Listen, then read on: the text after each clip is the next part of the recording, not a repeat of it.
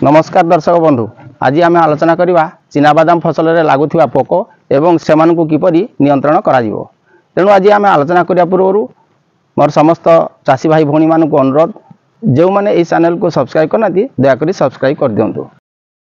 पत्र सुडंगी पोक सुक अवस्था पोक गचर प्रभुत्व क्षति घटाई थाए। पत्र मध्य पशि यही पोक पत्रर सबुज अंश को नष्ट कर दिए। आक्रमण अधिक हेले पत्र बदल में गचरे सुखिला शिरा प्रशिरा देखा जाए।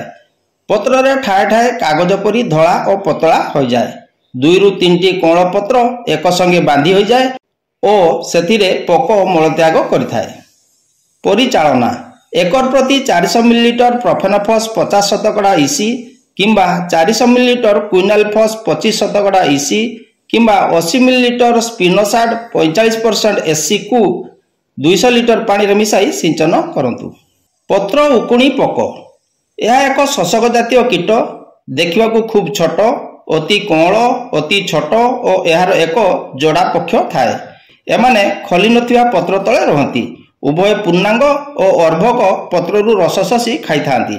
यह द्वारा पत्र तले धड़ा धड़ा रंग सृष्टि हुए। फसल अधिक आक्रांत हेले पत्र मचा होई हलदिया पड़ जाए और उधाए नहीं। यह अग्रमुकुल पड़ा रोगर बाहक। परिचालना एकर प्रति 50 मिलीलीटर इमिडाक्लोप्रिड किंबा 50 ग्राम थायोमेथाजम किंबा एसिटामिप्रिड किंबा 400 मिलीलीटर डाइमिथोएट 200 लीटर पानी रे मिसाई सिंचन करंतु। जो पोक यह एक शोषक जातीय पोक, पूर्णांग कीट और अर्भक माने एकाठी मेचा मेचा होई रहंती एवं पत्रतल पाख फूल और नरम कांडरू रस शोषी खाती। गछ भल भाव न बढ़ी रुगुड़िया हो जाए। गछरे एमानक मलरे एक प्रकार कला कबक माड़ी जाई गछर खाद्य रंधन प्रक्रिया रे बाधा सृष्टि हुए। फूल झड़ी पत्र गुड़िक लचा कचा हुए और गछ बढ़े नहीं।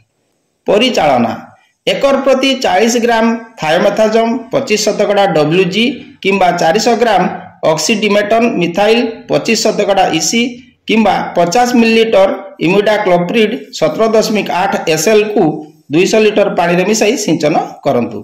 उकुणिया पोक पई उद्दिष्ट कीटनाशक मध्य जो पोक नियंत्रण करे। उई और धवल भृंग ए दुई प्रकार पोक माटी तले थिबा गछर अंश को आक्रमण करंती, फल गछ झाउली मरी जाए। परिचालना एकर प्रति 10 ରୁ 12 किलोग्राम 1.5% क्लोरोपाइरिफॉस गुंड जमी प्रस्तुति बेले माटी रे प्रयोग करंतु। एहा छड़ा सियार रे मंजी पकाई सारला परे ता उपरे क्लोरोपाइरिफॉस 20% ईसी प्रति लीटर पानी रे 5 मिलीलीटर मिसाई सिंचन करंतु। बिहारी संभालुआ और धुआपत्र संभालुआ एमाने बहुभक्षी अति सांघातिक भाव में पत्र गुड़ी को खाई जाती। सुक गुड़िक क्षतिकारक, शरीर लमयुक्त नाली रंग, आग और पछ भाग कला रंग।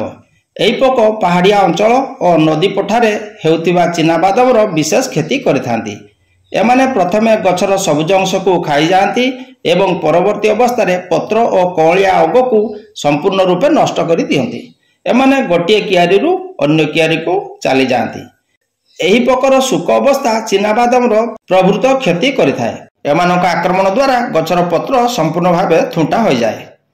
परिचालना आलोक जंता बसाई बिहारी संभालुआ प्रजापति धरी मारी दियंतु। सकाळे काकर थिबा बेले एकर प्रति 10 किलोग्राम हिसाब रे 1.5% क्लोरोपाइरिफॉस गुंड किंबा एकर प्रति 400 मिलीलीटर प्रोफेनोफॉस किंबा क्विनालफॉस किंबा 80 ग्राम इमामेक्टिन बेंजोएट 200 लीटर पानी रे मिसाई सिंचन करंतु। एकर प्रति 8 ରୁ 10 टी शाखायुक्त डाल पति पक्षी बसिया पाई व्यवस्था करंतु।